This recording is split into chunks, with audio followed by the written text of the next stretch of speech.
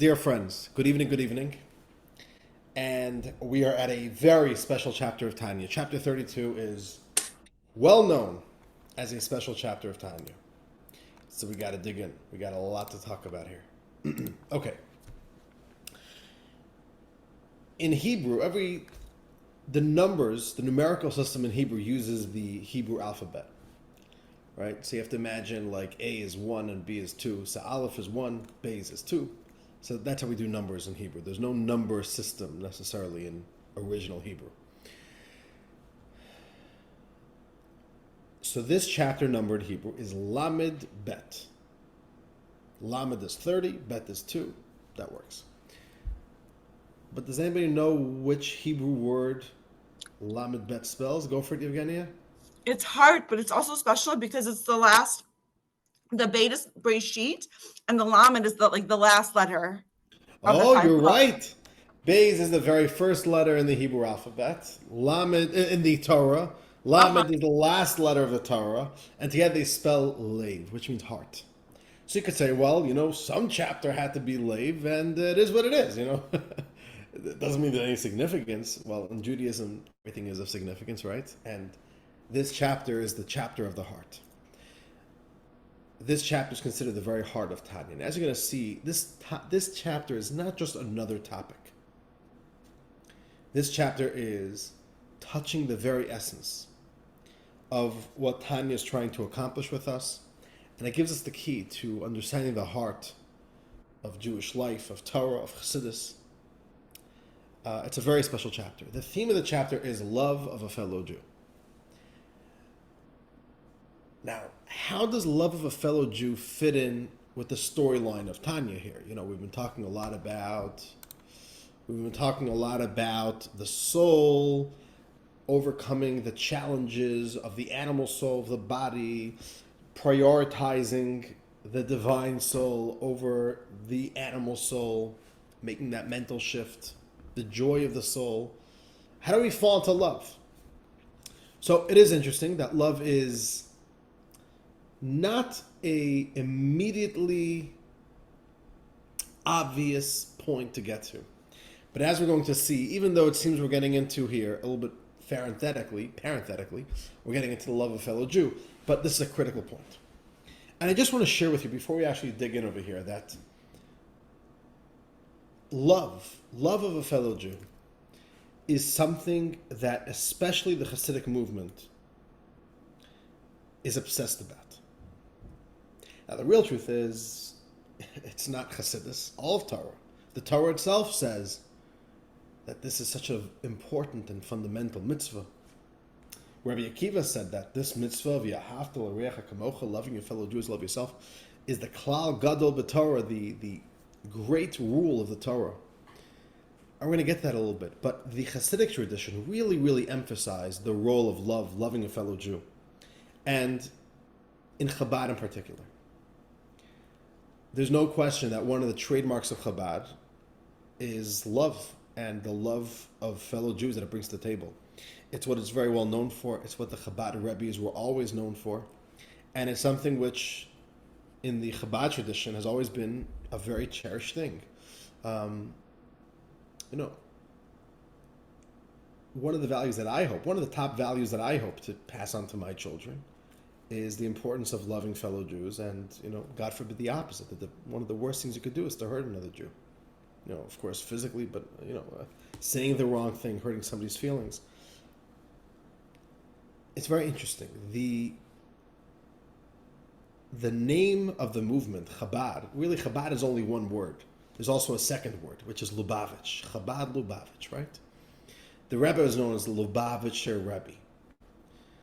So Chabad is the name of the philosophy that the Alter Rebbe named his movement on the philosophy of Chabad, Chachma Bina Das.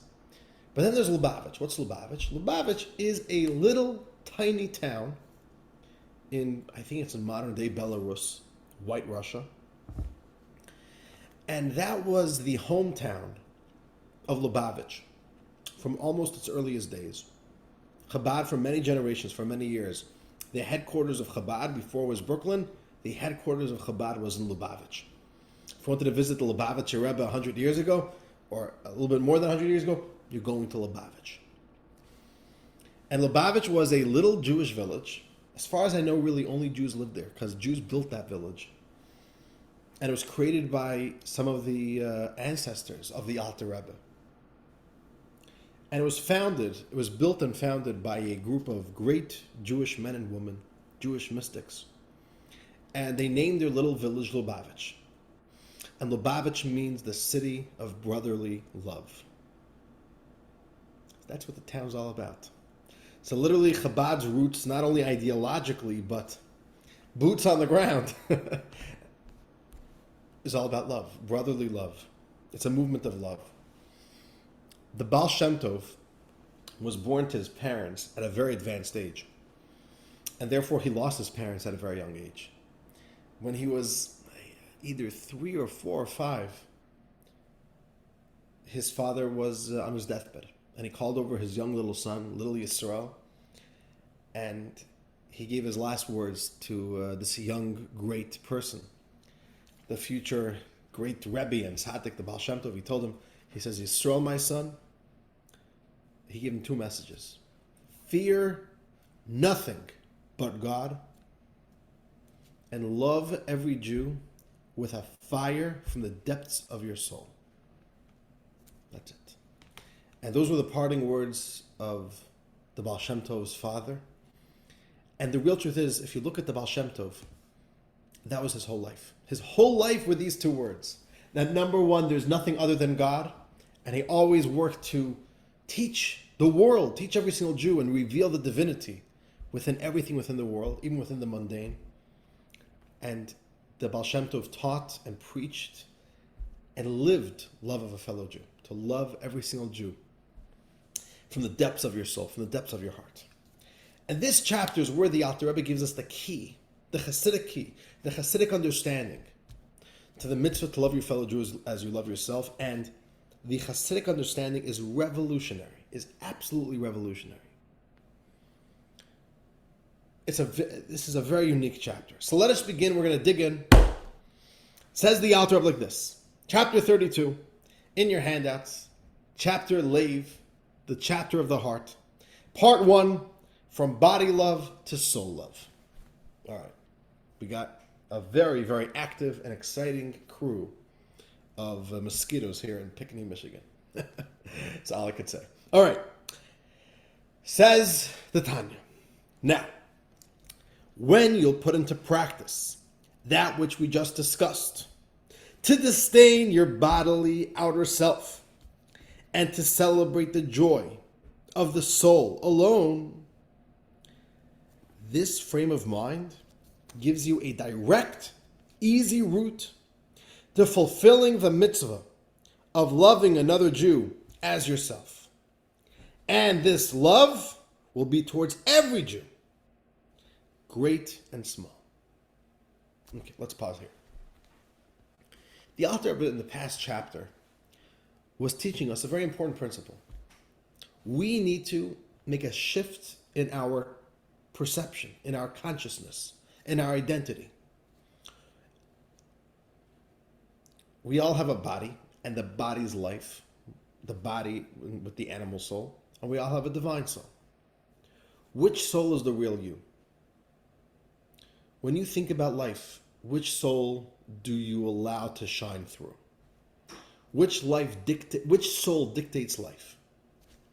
And the Alter Rebbe in the last chapter really, really taught us and promoted to us the importance and the art of picking a soul. We have to prioritize. Which soul do I want to live with? Which soul gets to call the shots in my life? Which soul will I identify with more? My animal soul or my divine soul? And the Alter Rebbe in chapter 31 taught us, don't allow the body to dictate your life. Your body and the animal soul has to be secondary in a mindset. Your mindset has to be that the real me is my divine soul. And then try to live life from that place that who's the real me? It's my divine soul. So here's an interesting way to put it. Am I a body that happens to have a soul? Or am I a soul that happens to be in a body? Which one's the primary identity? We have to try as much as possible to make that shift. I have an animal soul, but I don't identify with my animal soul. That's not me. It's something that I possess. Me is my divine soul. The Alter Rebbe says if we could do that, and the more we could do that, I've got news for you. There's a route, a road, a path to fulfilling the mitzvah to love your fellow Jew as you love yourself. And if you do this, to make that shift, to make your soul primary in your consciousness, you have a direct and easy route to loving every Jew as you love yourself, which is a mitzvah in the Torah. And the Alter Rebbe says will be towards every Jew, great and small. Okay. Now this is very interesting. There's a mitzvah in the Torah. Love your fellow Jew as you love yourself. And it's one of the 613 mitzvahs of the Torah. Okay. It sounds like such a beautiful mitzvah, no? It's a very idealistic mitzvah. Here's the problem. There is a problem. What's the problem?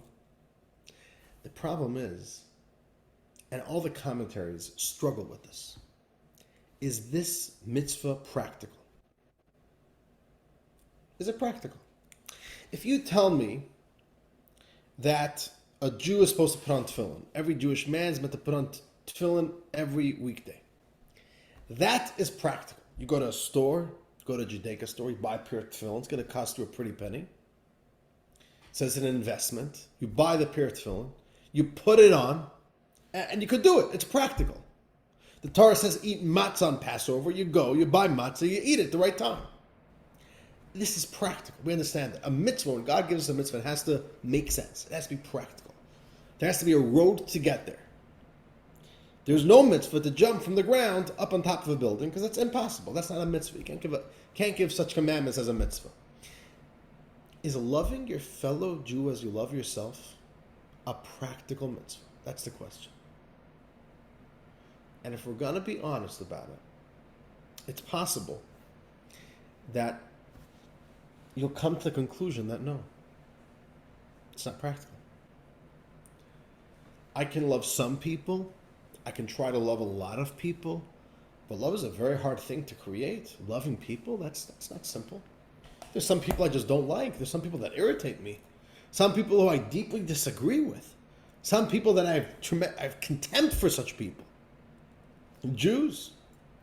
There are some Jews who I've never even met before. The Jew from Timbuktu.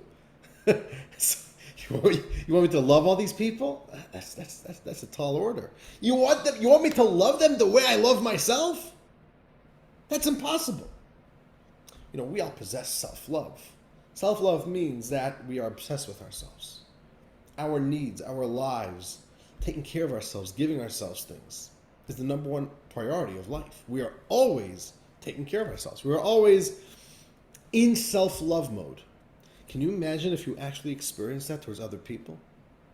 Love them like you love yourself. To go the extra mile for another person the way you go the extra mile for yourself. And not just one other person, but every single Jew alive on the planet. So the commentaries, if you look in the Torah on the commentaries on this verse, V'ahavta l'reacha kamocha in Leviticus, they really struggle with this. What is this mitzvah? How do you do this mitzvah? Some commentaries even go so far as to say, you know what? The verse doesn't mean love the emotion of love. The mitzvah means treat another Jew as if you love them like you love yourself. So it's about treating them. You want somebody to treat you with dignity, treat them with dignity. You don't want somebody to offend you, don't offend another Jew.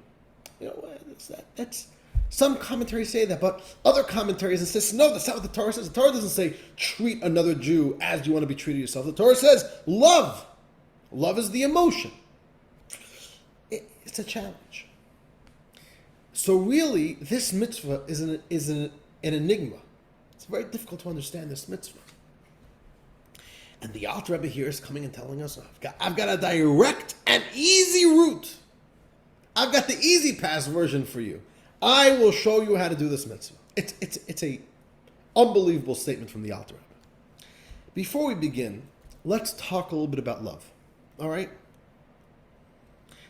Let's maybe talk a little bit, because the words of the Alter are very, very succinct. They're very brief. And I want to first discuss with you so that we could properly appreciate the teaching of the Alter Rebbe here.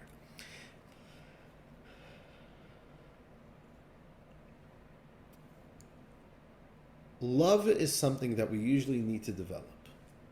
And it's not easy to develop love towards another person. The first time you meet somebody, usually it's not love on first sight. You meet them, I gotta get to know you, I don't even know, are we the right type? Do we got the right energy? Do we got the right vibe between us? And then, okay, you could slowly keep on meeting, keep on getting to know this person, break down some barriers. Either there's enough mutual understanding, enough mutual interest that there can even be a camaraderie, a friendship, and even a love could develop.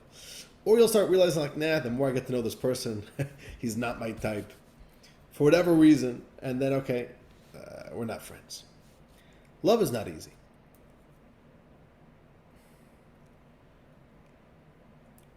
Let's talk a little bit about that. Where does that come from? The Alter Rebbe says we have to look and start identifying the issues in our life, identify where things come from. We all have a body, and the body is associated with the animal soul.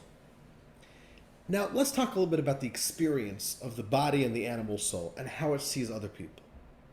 The animal soul and the body, like everything in nature, is obsessed with one thing and one thing only, which is what? What's the animal soul obsessed with? Survival. What was that? Like survival. Survival. Or in other words, me. The animal soul walks around the whole day, me, me, me, me, me. There's food, me. There's money to be made, me. Everything is me. It's one of the reasons why we have that primal instinct when somebody cuts us off on the highway. Somebody is attacking me. I'm just trying to. I'm deeply focused on me. That's the animal soul. So life is all about me. Now, a me attitude, which we call the ego, right? The ego has a very hard time with people, because the baseline is, I don't care about people. I couldn't care less about people. I don't know you. I don't want you. Go fly a kite. Which is actually how babies are. Babies are just so indifferent to people. Toddlers sometimes could be really rude, right? You know what I'm talking about? It's just a toddler gets the recognition. They only want you as much as you could help them get the candy from the table. Once you gave them the candy, it'll make as if you don't exist. But if the toddler starts realizing that you could consistently get them candy, now maybe it's interested in hanging around you more long term. So, animal souls are not interested in relationships. Animal souls are not looking to connect with people. Animal souls, one agenda only. Me, me, me, me, me. And therefore, the animal soul really begins with indifference. I don't know you, I don't care about you. You stay in your lane, I'll stay in my lane. Have a good day. Okay. Worst case scenario, or best case scenario. Best case scenario is the animal soul gets to know you and chooses to enter into a relationship with you for whatever reason. And there's lots of different kinds of relationships. What makes the animal soul be interested in a relationship with another person? What would you say? Why would an animal soul, which is very self-interested, self-focused, self-obsessed, why would an animal soul decide, I want to get into a relationship with you? What do you say, Joel? Because it wants, the person can give them something to make themselves that they want. They can get something from them. The other person serves your interests. Right. Now, right. It sounds so narcissistic, but it's kind of true. An animal soul, let's just give an example. Animal soul loves good food. So it likes going out once a week to go eat sushi. Now, going to a restaurant to eat sushi by yourself is a little bit depressing. So the animal soul finds another animal soul who also enjoys sushi. Oh, I enjoy sushi. You enjoy sushi. Eating sushi is so much more enjoyable when you do it as a group. Let's go eat sushi together. So these two people are not really in a relationship. They're only in a relationship in as much as they both enjoy eating sushi in each other's presence. And so too the animal soul says, oh, you've got money. I want money. I could enter a relationship with you and I could get some of your money. Let's get into a relationship. You look pretty. I like pretty people. So let's enter into a relationship because you make me feel good because you're pretty. Oh, very good. We're a relationship. If tomorrow you don't look pretty anymore, goodbye, Charlie, right? I don't want to know about you anymore. That's how the animal soul sees life. So that is the most we could expect from the animal soul in terms of loving somebody, in terms of bringing somebody into its life. But on the flip side, the animal soul is very, very irritable. It doesn't take a lot to get the animal soul to say, I don't like this person. Which is what? The animal soul always, by default, sees other egos as threats. Your success is robbing me of my success. The money you made was money I could have made. Your fame was fame I could have had. So animal souls are competing for the same resources that everybody else is also competing for. And that's where we have a lot of resentment, jealousy, the inability to really appreciate somebody else's fortune. The animal soul is very easy to offend. You say one wrong thing, and the animal says, oh, I'm not interested in you. You don't serve my purposes anymore. You are in competition with me. You're my enemy now.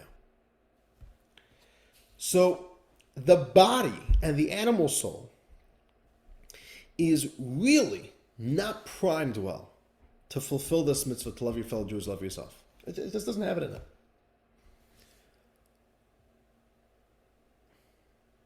What the author is going to say is like this. There is only one way, how to love another Jew. And that is if you are a soul Jew. A soul Jew.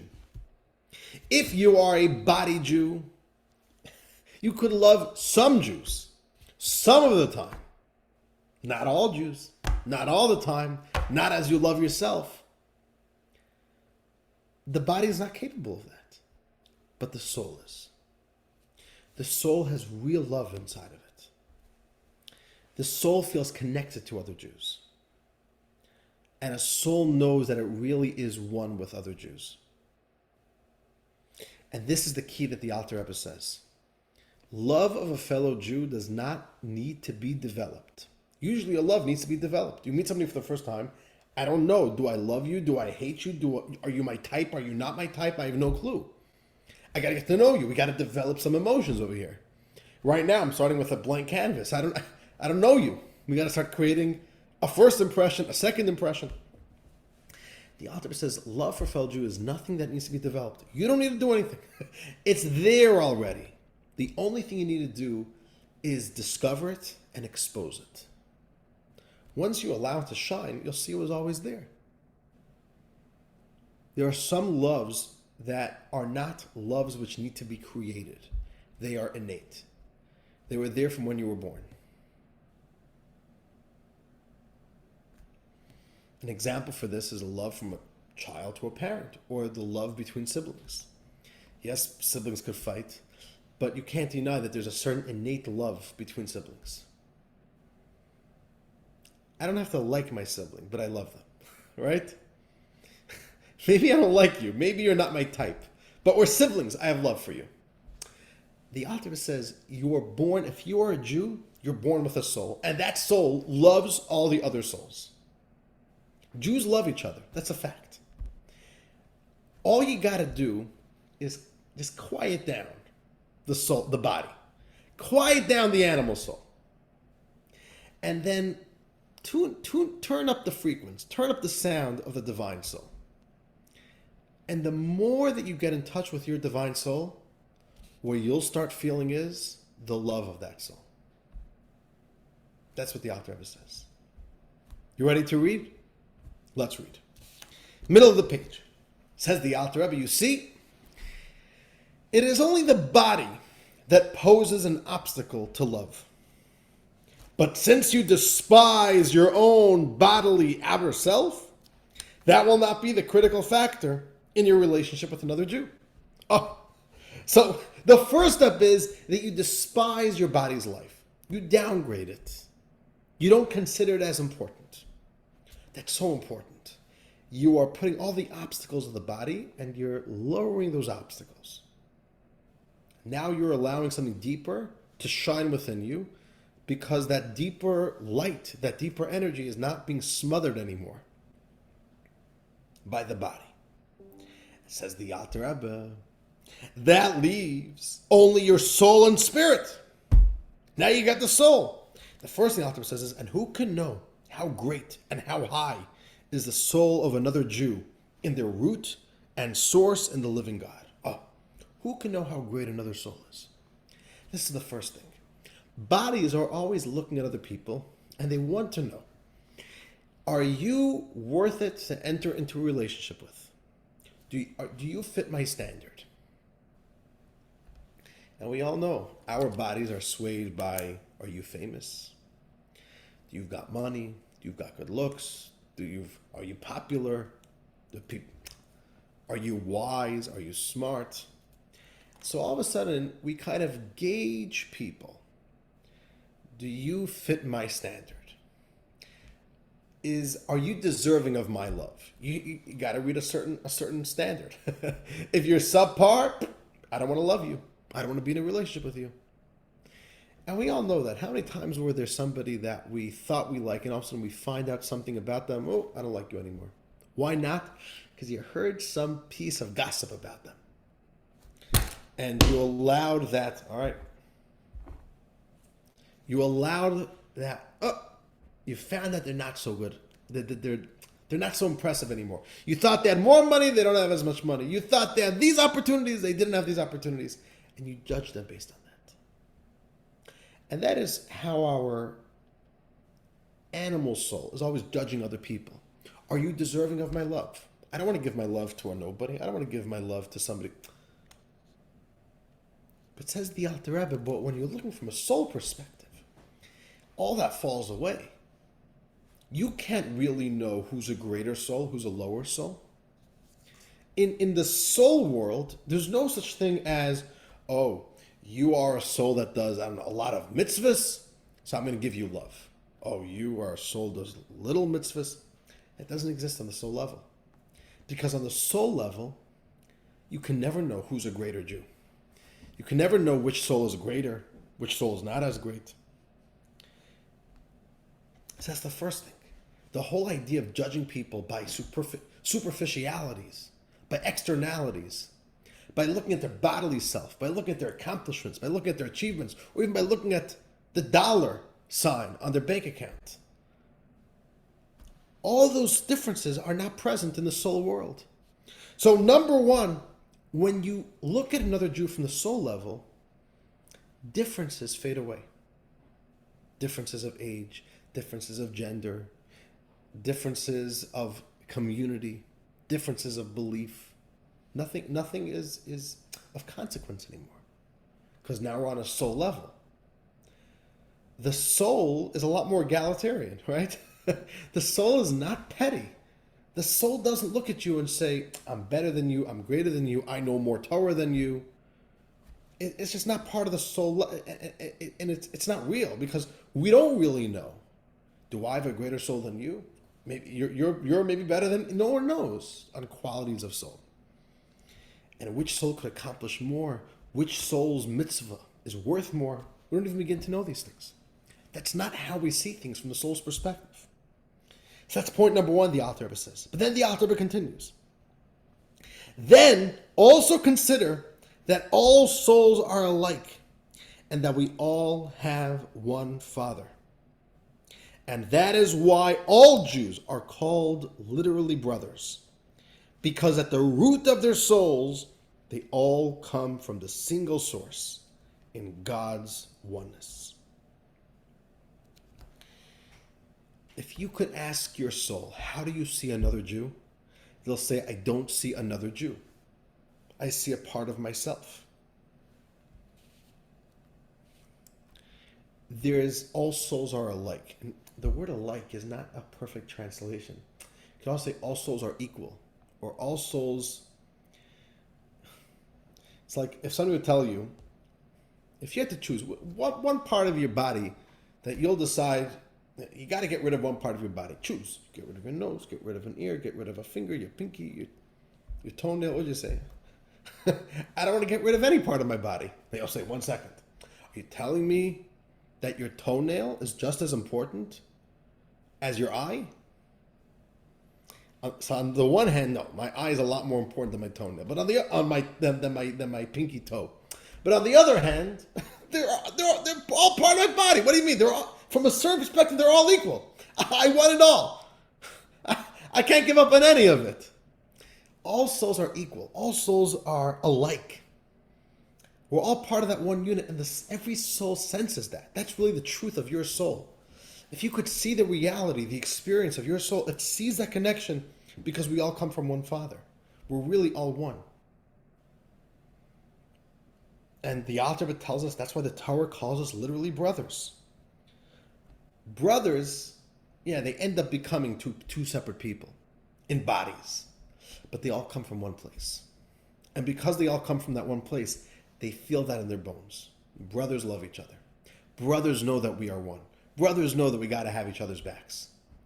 And the Alter Rebbe says our souls feel that. That's our soul's experience. It really feels that oneness, that togetherness with other Jews, which is why the real truth is we sometimes really feel this way. October 7th happens. We don't say, I don't know, if there's an attack in China, I got to lose sleep about it. I don't know. People died in China. I can't save the world. We don't say that about Israel. There's a terrorist attack on Jews, and it breaks our heart. Yeah. My heart is hurting because Jews died in Israel. Jews were killed in Israel. Now, 1 second. What do you care about people who you never met, you never will meet? They're not your relatives. They will never be your relatives in a country across the earth. Every Meshuggah who goes on a killing spree has to be your business. You got to lose sleep because of it. But it's my brother. What can I do?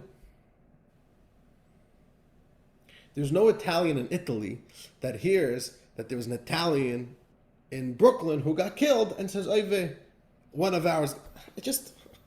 I don't know. I can't worry about every Italian on the globe. There's no person in China who gets concerned when there's a white supremacist attack in Chinatown in New York. I can't worry about Chinatown. I don't know them. But for some reason, a Jew, no, we hear that there's a terrorist attack in Israel. Because that's the truth of our souls. It's a unique thing of the Jewish people. The Jewish soul really feels that essential oneness, that essential bond with every single other Jew. And the Alter Rebbe says, the more that you'll invest on listening into your soul, the more that you'll invest in raising up that soul to become the supreme voice in your life, the more and more love of a fellow Jew will simply begin to emerge. That's how it works. The more we grow spiritually, the more we grow in bonding with our own souls, the more we won't be able to help it, but we'll wake up in the morning feeling more love for another Jew. It's a beautiful thing, no? Love of a fellow Jew is there. It's pumping in your heart. The more that you listen into your soul, the more you'll feel it.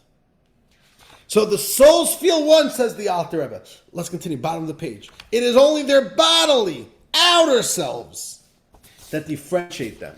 The only difference in Jews is the bodies. Our bodies create distance, create separation from one each other.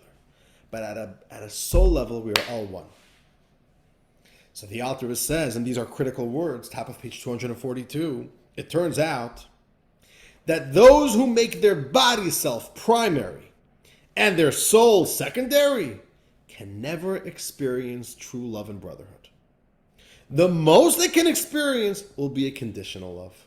Oh. If you really want to love a fellow Jew, your body is not capable of that. And therefore, the more you live life of materialism and a body life and an animal soul life, you can never really come to love another Jew. Yeah, you could have conditional love. You could like them for their money. You could like them for their good looks. You could like them for their scholarship. You can like them because they eat sushi with you. You can like them because they go boating with you. No problem. But real love, real brotherhood, that can only emerge when you get in touch with the soul. Unconditional love, real love that will never go away. A real love that stands the test of time, and a real love that gets you to even go the extra mile, even when it's uncomfortable for you. And to give sacrifices. That can only come by living a soul-centered life. That's what we got to do. So the Alter Rebbe says like this. And here's where we're going to start seeing why this chapter is the heart of Tanya. Listen to this carefully. Love of your fellow Jew is the ultimate litmus test if you are being successful in Tanya's work. If you're trying to become a better Jew, if you're trying to connect more with your soul, if you're trying to take the teachings of Tanya and grow with them, there is a gauge. There's an easy way to tell if you're being successful. As you're growing spiritually, are you starting to love Jews more? If the answer is yes, that means that you are succeeding in your soul work, in your spiritual journey. But if you think that you are growing in your spiritual connection, if you think you're growing in your connection to God, if you think you're connecting, if you think you're succeeding, you're successful in connecting more with your soul, but you're not loving Jews more, I've got news for you. It's fake. You're not really growing. Loving of a fellow Jew grows parallel with spiritual growth. So the Alter Rebbe says, love of a fellow Jew is not just another mitzvah in the Torah. It is in a certain way the mitzvah. The whole Judaism, it's the ultimate gauge, it's the ultimate indicator of a successful Judaism, of a successful soul. A successful soul loves Jews. An unsuccessful soul struggles with it. It's a very powerful idea. Real love only comes from the soul. Invest in the soul, the love starts flowing outward. The body, a conditional love. And again, what does conditional love mean? I've had people who told me, oh, that guy, we used to be good friends. We used to go fishing a lot together. But then we just parted ways. I'm like, 1 second. You tell me you're good friends. You went fishing a lot, and then you stopped going fishing. Why are you not friends anymore? Was there a breakup? No breakup. Yeah, I see him like once every year or two. We talk. We catch up for a minute. We're not friends anymore. Again, tell me you're friends. You stopped going fishing. Why are you not friends anymore? And that's when you realize a lot of friendships are not real love. They're conditional love. They're only love on a condition. The condition is, what do you give me? What's my benefit? What am I trading in for my love? So I wanted to go fishing and I was looking for company. Oh, you also want to go fishing? You could be my company. So I'll give you love. I'll give you friendship. And you give me a companion for fishing. But if you're not going to be fishing with me anymore, why should I waste my love on you? My love isn't free. That's transactionary. That's called conditional love. You even see that in relationships. A lot of people say, we're falling in love. We fell in love. We love each other. And what happens in a year from now, 2 years from now, 3 years from now? They end up in the most horrible, brutal divorces. Right? Today what's going on with divorces is horrible. I thought you loved each other. I loved each other. I loved her to this point. I loved her because she was beautiful. Today I don't think she's beautiful. I should love her anymore. I don't love her anymore. I married him for his money. He doesn't have any more money. Why should I love him now? So it's not real love. You're not loving a person. You're loving a service that you get.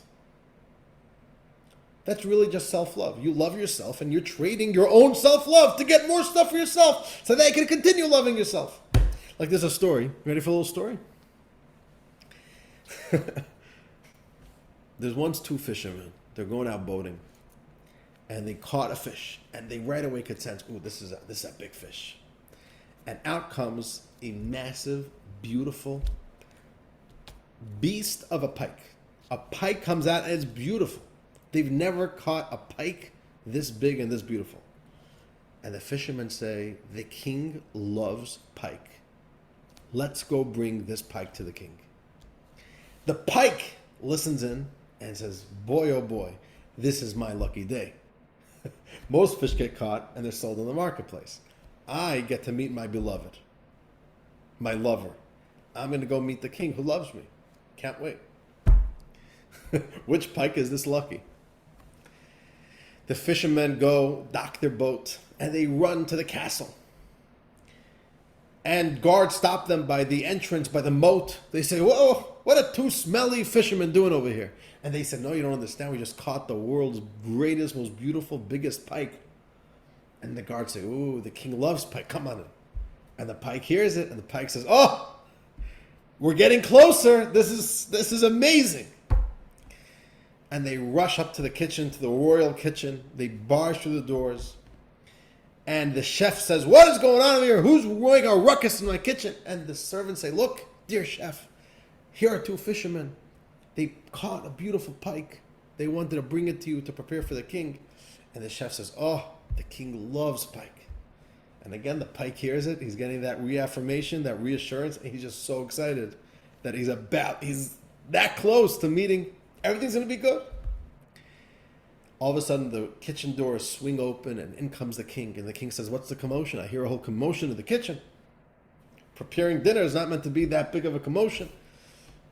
And the chef says, king, we just got the most beautiful pike I've ever seen. And the king puts up a beautiful big smile and says, I love pike. Chop off its head, chop off its tail, open it up, prepare it. And the pike hears, oh, he can't believe his ears. What's going on? I thought the king loves me.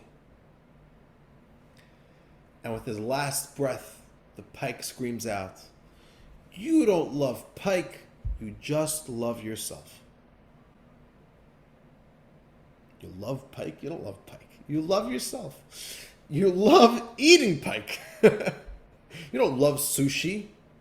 Sushi makes you feel good. Your palate enjoys the taste of sushi. And then it gets scary when we think about it other people. We say, I love you. Well, you don't love me. You like how I could make you feel. You like or you love the service I could give to you, but you don't love me. Which is exactly what we see today. A lot of people say, oh, I fell in love. What happens a week later, 6 months later? I don't love the service you're giving me anymore. So I discard you. I don't need you. You're trash. Get out of my house. The author says that's a body. A body, the most it could do is conditional love. When the Torah tells us, love your fellow Jews, love yourself, you say, how could you do that? That's an impossibly tall order. You know, the answer is simple. Because you were born with that love. The Torah is telling you, unveil that love. Expose that love. It's there already. And the way to do that is simply by being a Jew and putting in the effort to stop being a body-centered Jew and to be a soul-centered Jew. The more we plug into our soul, the more we will be able to schlep out the love that's there in the soul.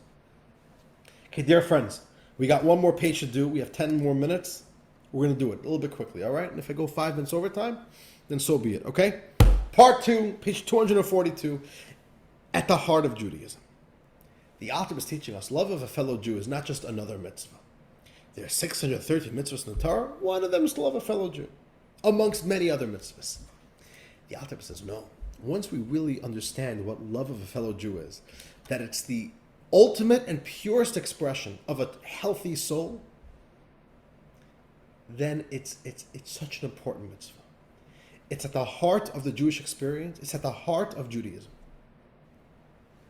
And the author is going to demonstrate that to us right now. Says the Alter Rebbe, now we can understand what Hillel the elder meant when he said that by fulfilling this mitzvah, you have the entire Torah, all of it, and the rest is commentary. But how does this mitzvah capture the essence of Judaism? Okay, this is a Fascinating story in the Talmud. It's possible you've heard about this. There was a man, not a Jew, who was interested in converting. See, he goes to a study hall. It was the study hall of Shammai. And he says, who's the big rabbi here? They say, oh, that man with the long white beard, Shammai. I actually don't know if Shammai had a big long white beard. Maybe it was a short one. But he goes to Shammai and says, Shammai, can you teach me the Torah. Give me the gist of the Torah while I stand on one foot. Like, just give me the short version. I need like the tweet version of Judaism, like Twitter. It can't be a whole long message. Just a quick thing. Shammai gives them over his head. What do you think this is? You think Judaism's a joke? When you hear it on one foot? And he threw him out of the study hall. As promptly as he walked in. He was totally chased out by Shammai. Okay. Shammai wasn't playing games. He goes to the next study hall, the study hall of Hillel. And he does the same thing. Rabbi Hillel, can you please teach me the whole Torah while he's on one foot?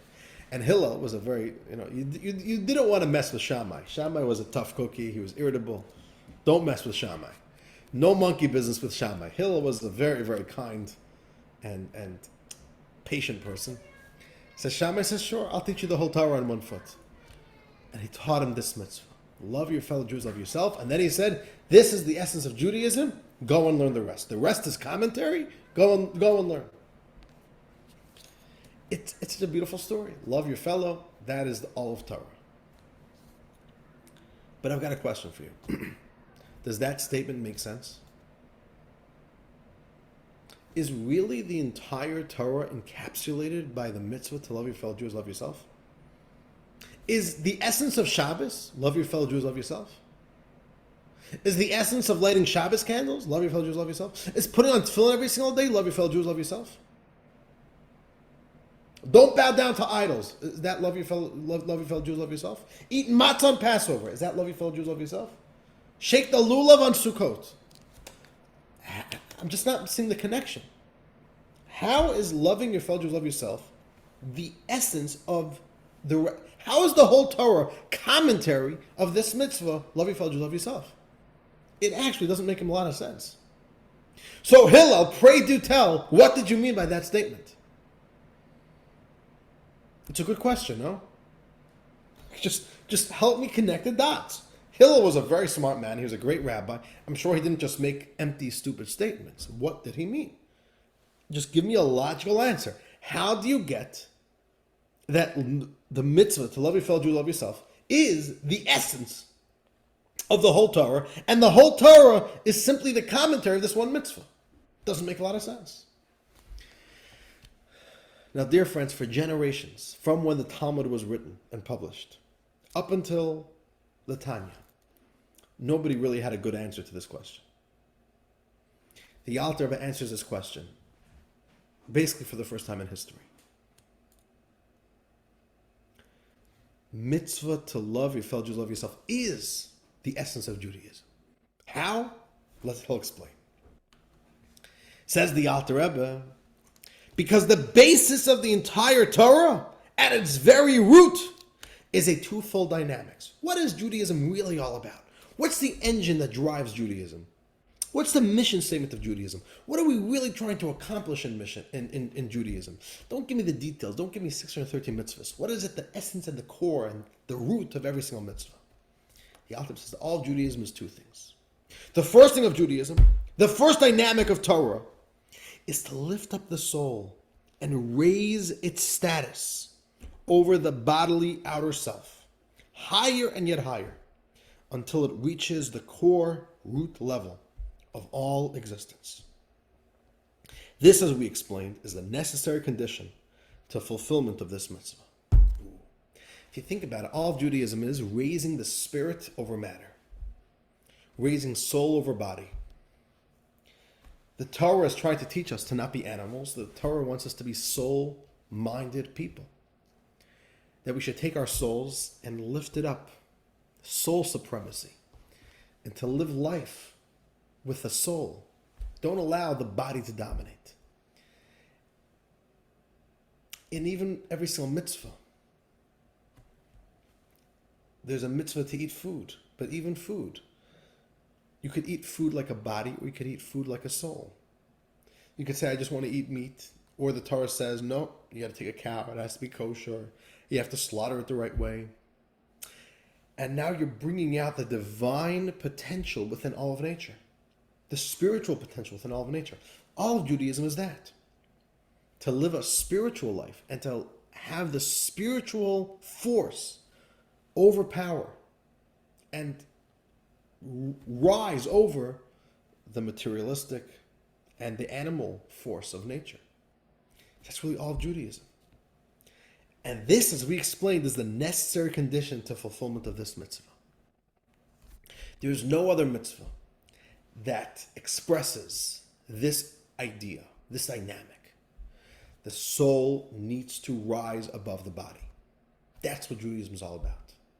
And which mitzvah expresses that the most? The mitzvah to love your fellow Jew. So Hillel is telling this convert, this potential convert, you want to understand Judaism? Find love for a fellow Jew. If you are in touch with love of your fellow Jew, you are in touch with Judaism. That's what Judaism is all about. Judaism is all about the experience that you have when you are able to love a fellow Jew, which means you're in touch with your soul. That's what Judaism is all about. Lift up your soul. Find your soul and give it the pedestal. That's Judaism. Which mitzvah captures that message the most? Loving a fellow Jew. You know why? Because you could light Shabbos candles if you didn't lift up your soul. There's only one mitzvah that you cannot do if you didn't lift up your soul, and that is loving your fellow Jews, love yourself. So Hill says, if you are able to find this mitzvah, you found the key to all of Judaism. That's the first point that the Alter Rebbe says. Then the Alter Rebbe says there's a second dynamic.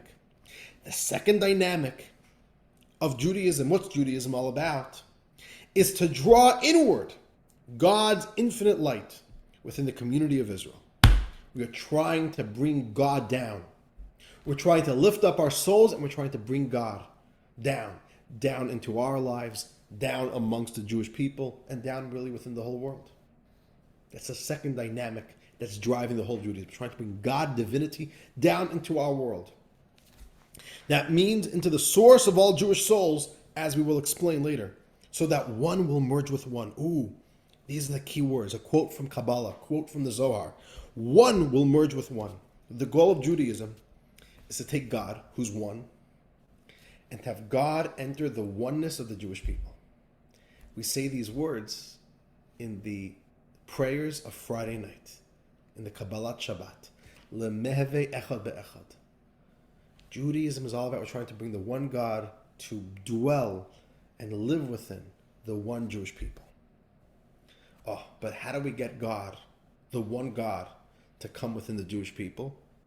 The Alter Rebbe says this can only happen when there is oneness amongst the souls. But it cannot be when there is division, God forbid. For God does not dwell in a blemished place. God is one. The perfectly one God, the indivisibly one God, can only be in a place of oneness. If it's broken, it's just incompatible with the oneness of God. One needs to be within one. If the Jewish people want to have the one God within them, the Jewish people need to be one. If you want God in your life, you need to be one with the Jews around you. Because one can only be in one. So the Alter Rebbe says, how do we get Judaism to work? How do we get the machine of Judaism to work? It only works if we are loving each other. That's what Hill was telling him.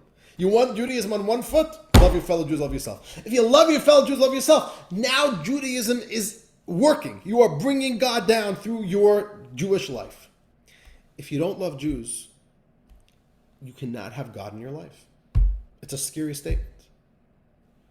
To be in touch with God means to be deeply in love and in touch with other Jews. The more we exercise and the more we find within ourselves love for fellow Jews, the more we start feeling God in our lives. Because if you want the one God in your life, you need to have one with other Jews. It's an unbelievable statement. Salvatore says, now we understand what Hillel meant. It was an unbelievably deep statement. Judaism needs love of a fellow Jew. You only understand Judaism when you love a fellow Jew. And Judaism only works when you love a fellow Jew. And we conclude page 243, and this is what we say in our prayers. Bless us, our Father, all of us as one, with the light of your presence. Elsewhere, this is explained at length. If we want to have the blessing of the light of God's presence, it needs to be all of us as one. And dear friends, that is the Alter Rebbe's message of how we could discover and find our inner love of a fellow Jew. And the Alter Rebbe says it ties into what we've been talking about this whole time. The more we're in touch with our souls, the more we will find and just allow that love to gush out from the core of our souls. The good news is it's there. All we got to do is help expose it. And dear friends, 8:33 p.m., I think that means that we'll conclude over here. Yes, Joel? Okay, so what I gather from this, tell me if I'm right or wrong, is that we are a direct soul from God, because God breathed in a soul to Adam, and then the souls divided throughout the centuries, and so we're all branches of the same soul. Mm-hmm. Now, if we want to connect more, then we would do, if we do Torah, study Torah and do more mitzvahs, then the essence of loving one's fellow Jews will automatically come out because it's there. Right. The more that we engage with our soul, the more the gifts of the soul start emerging. We don't have to do anything particularly we just try to connect with God more by doing Torah and mitzvahs, and it'll. Right. So the Alter Rebbe said, so it's interesting. The Alter Rebbe did say that there's a road you got to go to meet to love a fellow Jew, which means you got to put in some effort. But the Alter Rebbe said, I'm giving you the easy road. By the way, the Alter Rebbe hardly ever uses the word easy in Tanya. The Alter Rebbe hates the word easy. But here the Alter Rebbe used the word easy. It is easy to love a fellow Jew when you're in touch with your soul. So yeah, it is a mitzvah. You got to put in the effort. And you have to, you have to make it happen. But if you're not in touch with your soul, it's such a hard mitzvah to do. There's going to be those Jews who you really don't like and you really hate. And you just can't get yourself to love them. But the more you're in touch with your soul, the easier it is. It's an easy road to go. It's an easy bridge to cross. Yeah, I could feel the love. I've got some love to share with you, because it's always been there, and then you could share that love with them. So yeah, it's there. It doesn't even take that much effort. It's not about putting an effort to love. It's effort to get more in touch with your soul, and as that happens, all of a sudden you realize, wow, it's easier for me to put in that effort and to start loving other Jews, and now I'm willing to sacrifice even my own comforts for another Jew, and it's all, you're right, yeah. It all flows from there.